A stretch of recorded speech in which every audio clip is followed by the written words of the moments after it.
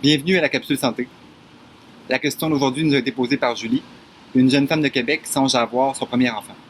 Bonjour, étant une future maman, j'aimerais en savoir plus sur une maladie qui affecte le nouveau-né, le spina bifida.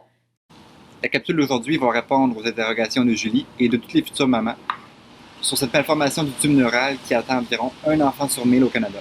Qu'est-ce que le spina bifida? Le spina bifida est le développement incomplet de la colonne vertébrale.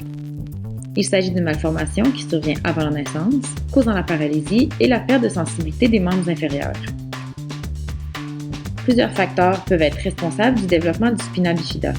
Le bagage génétique, l'alimentation de la mère avant la conception et durant la grossesse, et l'environnement du fœtus. Voilà autant de facteurs qui ont été identifiés comme des causes importantes. Cependant, on ne croit pas qu'un de ces facteurs soit seul responsable du spina bifida. On pense plutôt que l'on a affaire à une combinaison de ceux-ci, ainsi que d'autres facteurs qui demeurent inconnus. Le spina bifida est une anomalie congénitale qui implique un défaut de la fermeture du tube neural. Normalement, lors de l'embryogenèse, donc dès les toutes premières semaines de gestation, le système nerveux central, donc l'encéphale et la moelle épinière se développent, en commençant par le tube neural qui, lui, va être formé dès les 28 premiers jours suivant la conception. Lorsqu'un spina bifida survient, ce qui se passe en fait, c'est que la fermeture du tube neural va se faire de façon incomplète ou encore une fissure va se produire suite à une trop grande pression à un certain endroit du tube neural. Que ça soit dû à l'une ou l'autre de ces hypothèses-là, la conséquence va être qu'il va se former une espèce d'ouverture au niveau de laquelle la peau, les os et les muscles ne pourront pas se développer autour de la moelle. C'est la même chose pour ce qui est des nerfs qui, normalement, croissent à partir de la moelle épinière. Donc, leur croissance ne pourra pas se faire comme ça se ferait normalement. Des suites de tout ça, il se forme une espèce d'amalgame de moelle fissurée avec les nerfs et du liquide céphalorachidien qui, tous ensemble, forment une espèce de petit sac qu'on appelle le sel. Ce dernier va être recouvert d'une fine membrane qu'on appelle une méninge. Donc, c'est le même type de membrane qui recouvre normalement le système nerveux central. Les conséquences d'une telle anomalie congénitale vont dépendre évidemment du site où va se retrouver le sel. Donc, on comprend bien que plus la lésion va être haute, plus il va y avoir un grand nombre de nerfs impliqués et donc plus grande va être l'étendue des conséquences et des séquelles, tant sur le plan neurologique que fonctionnel chez un enfant atteint de spina bifida. Il existe plusieurs formes de spina bifida. Voici les plus courantes. La myéloméningocèle est la forme la plus grave de spina bifida. Là où survient la lésion, la moelle épinière n'est pas protégée par les os, ceux-ci n'ayant pu se former complètement. Les méninges ainsi que la moelle épinière sortent donc de leur position normale pour former un sac. Ce sac contient également du liquide céphalorachidien et son apparence est habituellement transparente puisqu'il n'est pas recouvert de peau. La moelle épinière ne peut pas se développer normalement et les nerfs spinaux sont endommagés.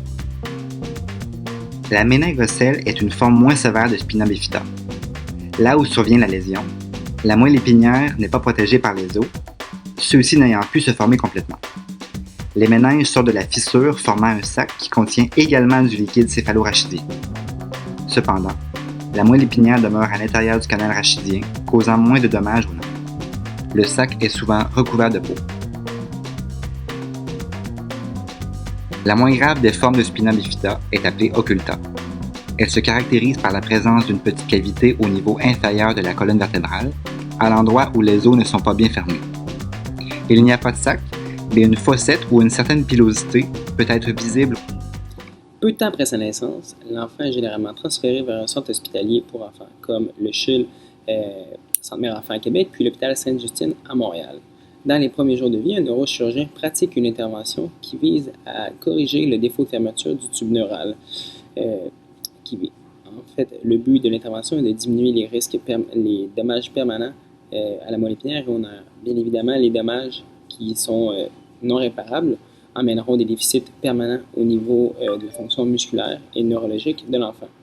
Chez les patients atteints de spina bifida, les nerfs autour de la lésion sont soit endommagés, soit mal formés. Les nerfs lésés ne peuvent donc pas contrôler correctement les muscles. Les ramifications nerveuses qui sont au-dessus de la lésion ne seront pas affectées et les muscles fonctionnent normalement. Cependant, si le nerf sort de la moelle épinière au même niveau ou sous la lésion, il peut arriver 3 scénarios. Il peut arriver une absence complète d'activité motrice, donc une paralysie, une activité motrice qui est diminuée, donc une faiblesse musculaire, ou tout simplement une contraction anormale du muscle, ce qui amène des contractures. L'endroit où se situe la lésion dans le dos dicte quels muscles du tronc et des jambes seront atteintes. Plus la lésion est basse, plus il y aura des muscles qui seront innervés normalement au niveau des jambes. D'autres problèmes peuvent aussi être associés au spina bifida. Environ de 85 à 90% des personnes atteintes de spina bifida souffrent également d'hydrocéphalie. L'hydrocéphalie est causée par un blocage provoquant une accumulation de liquide céphalo-rachidien dans le cerveau.